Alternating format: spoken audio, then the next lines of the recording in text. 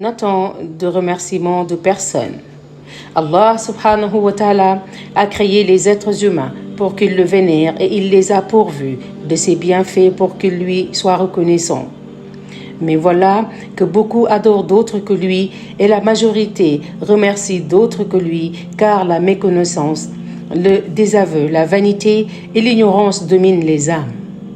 Ne sois pas choqué si ces gens-là ont ignoré tes faveurs et tes bontés et oublié les services rendus. Peut-être même se sont-ils transformés en ennemis dont la haine n'a pour cause que ta bonté envers eux.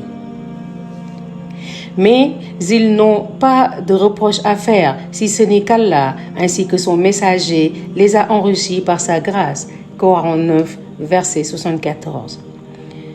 Dans les pages de l'histoire qui se répètent indéfiniment, lis le récit d'un père ayant élevé son fils, l'ayant nourri, habillé, ayant veillé à son instruction, s'étant privé de sommeil pour que l'enfant dorme, ayant eu faim pour qu'il soit rassasié et ayant souffert pour qu'il se repose et qui pourtant, une fois l'enfant grandi, est devenu fort et récompensé par la désobéissance, le mépris, le dédain, la haine et l'irrespect de son enfant.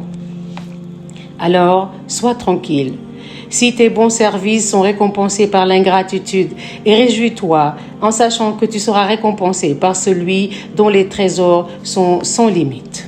Que cela ne t'incite pas à cesser tes actes de bonté et tes bonnes actions, mais que cela t'incite à te préparer à l'ingratitude. Fais le bien pour l'amour d'Allah, car tu seras gagnant dans tous les cas.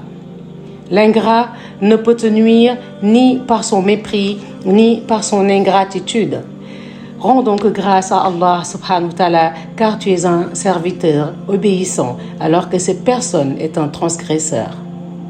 N'oublie pas que la main qui donne est meilleure que celle qui reçoit. C'est pour le visage d'Allah que nous vous nourrissons.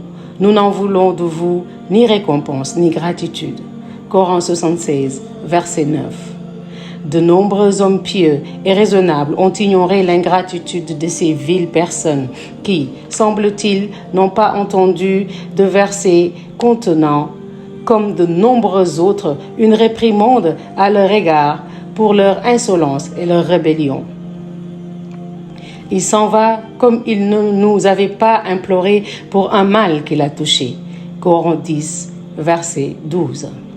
Ne sois pas surpris si celui que tu as offert un stylo pour qu'il puisse écrire se sert pour se moquer de toi, ou si celui à qui tu as donné un bâton pour l'aider à marcher s'en sert pour te frapper. C'est la nature de cette misérable humanité, enveloppée de linceul, de l'ingratitude envers son Créateur, le Très Grand. Comment pourrait-il en être autrement à ton égard? Alors, n'attends de remerciements de personne.